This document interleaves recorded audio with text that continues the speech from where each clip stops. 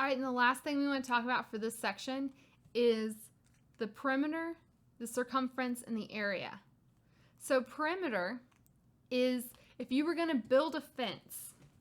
So if your dog was in your yard and he needed a fence, the perimeter is how much fence you would buy. So that is the sum of the lengths of all of your sides.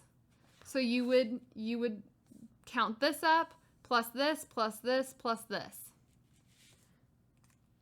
If you're trying to find the area, that's the number of square units needed to cover the surface. So that's how much land you contain. So that, if you were going to put your dog and you're like, well, shoot, how much space does he have to run around in? Or she. That would be your area. So these are, when you add the units, the area is units squared because it's two-dimensional, the number of square units. Perimeter is just going to be units. You have one dimension, even though it's wrapped around. And the last thing I want to briefly talk about is the circumference. The circumference is the distance around a circle.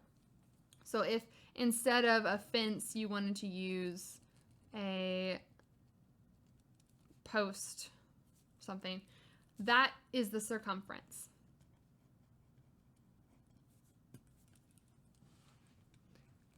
And that would be if you wanted to count all the distance here. All right. We will talk about all of the equations and do some examples in class, so I'll see you then.